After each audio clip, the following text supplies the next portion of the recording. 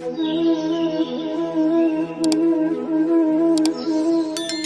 दूल्हा बनकर के आए, बोले भगवान कृष्ण कौन है? साक्षात नारायण। और महाराज रुक्मणी कौन है? बोले रुक्मणी साक्षात श्री हैं, लक्ष्मी हैं। हमारी लक्ष्मी नारायण से जुड़ जाए, बस महाराज ये समझ लीजिए कि यही उसका सदुपयोग है। बात को समझें, लक्ष्मी का नारायण से जुड़ जाना ही उसका सदुपयोग है। बोले वो लक्ष्मी जो बैकुंठ में रहने वाली है, वो लक्ष्मी जो भगवान के साथ रहने वाली है, चराचर नित्य लीला में भगवान के साथ लीला करने के लिए वो लक्ष्मी, वो शक्ति इस धराधाम पर आती है। वो रुक्मणी रूपी लक्ष्मी को एक संत महात्मा ब्राह्मण ने भगवान के पास पत्र भेज करके और भगवान से जुड़वा दिया। बोले इसी तरह हमारे जीवन में हम जो धन रुपया रूपी लक्ष्मी कमा रहे हैं, बोले उस लक्ष्मी का सदुपयोग कैसे होगा? जो हमने धन कमाया है उसका सदुपयोग क्या है? तो महाराज शास्त्रों में धन की 3 गति बताई हैं, आप लोग ध्यान देकर सुनेंगे। हम जो मेहनत से धन कमाते हैं, शास्त्रों में उसकी 3 गति बताई गई है। सबसे पहला, भगवान ने यदि हमें धनवान बनाया है तो उस धन से सबसे पहला कार्य हमारे शास्त्रों ने बताया, आप उठाकर देखें, शास्त्र कहते हैं कि भगवान ने धनवान बनाया है तो पहला काम उस धन से धर्म करो, पहला काम धर्म करो।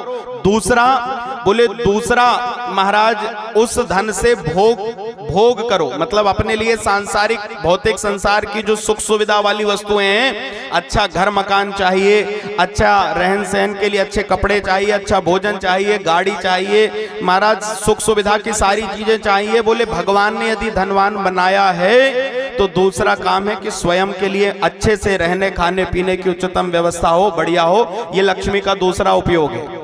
पहला धर्म करो, दूसरा अपने लिए उपयोग में लेकर के आओ, भौतिक संसार की चीजों को एकत्रित करो, उससे सुख पाओ। और जो व्यक्ति ये 2 काम नहीं करते, शास्त्र कह रहा है कि धनवान होकर के जो व्यक्ति ये 2 काम नहीं करते, तो धन की तीसरी गति है नाश। अपने आप स्वतः वो समाप्त हो जाता है महाराज। एक समय के बाद कुछ ना कुछ ऐसा होगा, कोई ना कोई ऐसी घटना घटित होगी कि जीवन भर का कमाया हुआ धन और ऐसी रास्ता पकड़ेगा महाराज कि जिस स्पीड से आता है उससे दोगुनी से रास्ता अपने आप बना लेता है। इसलिए शास्त्र कह रहा है कि भगवान ने यदि हमें सामर्थ्यवान बनाया है, भगवान ने यदि हमें धनवान बनाया है, तो महाराज सबसे पहले अपने धन से धर्म करें।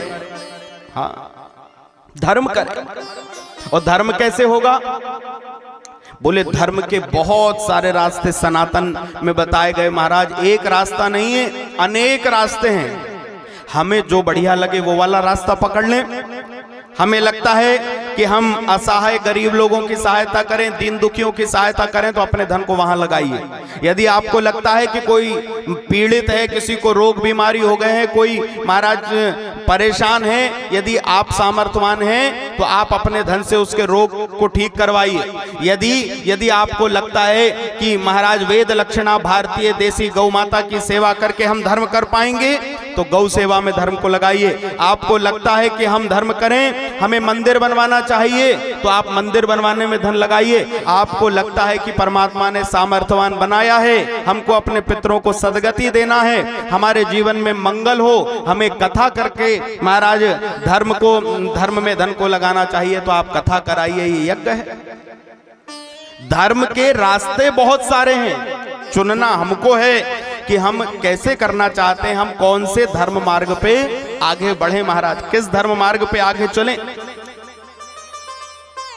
भगवान श्री कृष्ण का रुक्मणी मैया से विवाह हमें ये संदेश दे रहा है कि अपनी लक्ष्मी को नारायण से जोड़ दो, यही उसका सदुपयोग है। यदि रुक्मणी कृष्ण की कथा से हमको सीखना चाहते हैं तो अपनी लक्ष्मी नारायण को अर्पित करें, तो हमारा भी कल्याण होगा और महाराज उस धन का भी सदुपयोग होगा। बोलो वृंदावन बिहारी लाल की।